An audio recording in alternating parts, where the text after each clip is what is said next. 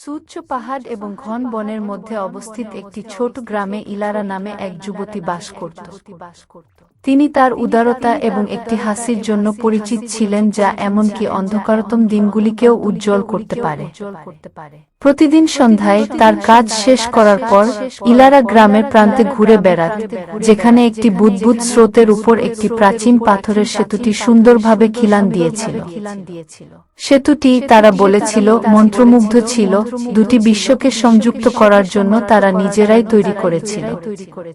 এক সন্ধ্যায় সূর্য যখন দিগন্তের নিচে ডুবেছিল, আকাশ জুড়ে সোনালি আভা ছড়িয়েছিল, ইলারা অস্বাভাবিক কিছু লক্ষ্য করেছিল।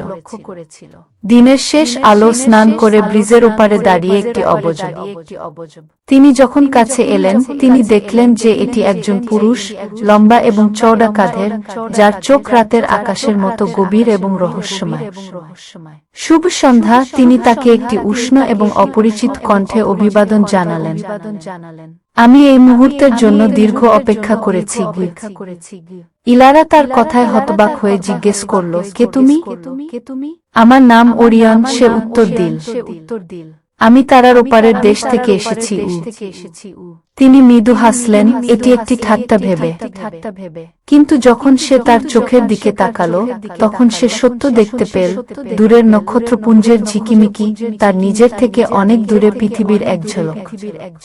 ওরিয়ন ব্যাখ্যা করেছিলেন যে তিনি নক্ষত্রের একজন অভিভাবক ছিলেন, যাকে আকাশ দেখার দায়িত্ব দেওয়া হয়েছিল এবং বিশ্ব থেকে আসার আলো কখনো বিবর্ণ না হয় তা নিশ্চিত করার দায়িত্ব দেওয়া হয়েছিল। শতাব্দীর পর শতাব্দী ধরে তিনি গ্রামের মানুষকে পর্যবেক্ষণ করেছিলেন, তাদের স্থিতিস্থাপকতা এবং আনন্দের প্রতি আকৃষ্ট ছিলেন। কিন্তু ইলারার আত্মাই তার হৃদয় দখল করেছিল। সে তাকে দূর থেকে দেখেছে, তার হাসি দূরের ঘণ্টার বাজনার মতো বেজে উঠছে, তার দয়া গ্রামের অন্ধকার কোণগুলোকেও আলোকিত করছে। আমি আর দূরে থাকতে পারতাম না, ওরিয়ন স্বীকার করে। তারা আমাকে পথ দেখাতে পারে, কিন্তু আমার হৃদয় এখানে তোমার সাথে গু। ইলারার হৃদয় ভেসে উঠল, তার কথার বিস্ময় এবং তাদের ভালোবাসার অসম্ভবতার মধ্যে ছিঁড়ে গেল। গ্রামের একজন সহজ সরল মেয়ে, সে কিভাবে স্বর্গের লোকের সাথে থাকতে পারে? তবুও দিনগুলি সপ্তাহে পরিণত হওয়ার সাথে সাথে ওরিয়ন প্রতি সন্ধ্যায় সেতুতে তার সাথে দেখা করতেন। তারা একসাথে বসত, তাদের জগত, তাদের স্বপ্ন এবং তাদের মধ্যে ফুটে ওঠা ভালোবাসা সম্পর্কে কথা বলত।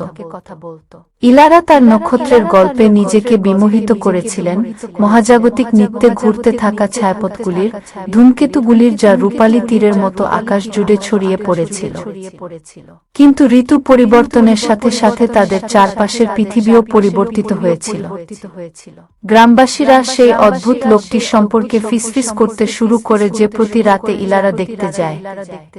তারা তাকে এমন একজনের প্রেমে পড়ার বিপদ সম্পর্কে সতর্ক করেছিল, যে তাদের জগতের নয়। এক সন্ধ্যায় শীতের ঠান্ডা কামড়াতে শুরু করলে, ওরিয়ন ইলারাকে বলে যে সে আর থাকতে পারবে না। তারা আমাকে ডাকছে, তিনি বললেন, দুঃখে তার কণ্ঠ ভারী। কিন্তু আমি তোমাকে সবসময় ভালোবাসবো, ইলারা। আকাশের দিকে তাকাও এবং তুমি আমাকে সেখানে পাবে, তোমার দিকে নজর রাখবে। ইলারার চোখ জ্বলে ভরে গেল যখন সে ফিসফিস করে বলল, আমাদের কি আর কখনো দেখা হবে? ওরিয়ন মৃদু হাসল। যতদিন তারা জ্বলছে, আমরা কখনই সত্যিকারের আলাদা নই। এর সাথে তিনি তাকে মৃদুভাবে চুম্বন করলেন, একটি পতনশীল তারার মতো ক্ষণস্থায়ী স্পর্শ, এবং রাতে অদৃশ্য হয়ে গেল। প্রতি রাতে ইলারা সেতুর উপর দাঁড়িয়ে আকাশের দিকে তাকিয়ে থাকত। এবং যদিও ওরিয়ন চলে গিয়েছিল, সে তার উপস্থিতি অনুভব করেছিল মিটমিট করে তারার মধ্যে, রূপালী আলোতে, যা বিশ্বকে তার নরম আভায় স্নান করেছিল। তাদের ভালোবাসা দুটি বিশ্বের মধ্যে একটি সেতু হয়ে গিয়েছিল, তাদের এমন এক বন্ধনে একত্রিত করেছিল যা সময় বা দূরত্ব কেউই ভাঙতে পারে না।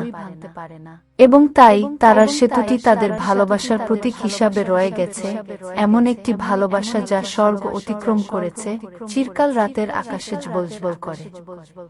নতুন নতুন আরো গল্প পেতে চ্যানেলটি সাবস্ক্রাইব করে পাশে থাকা বেল বাটনটি অন করে আমাদের পাশে থাকুন। লাইক, কমেন্ট, শেয়ার করতে ভুলবেন না।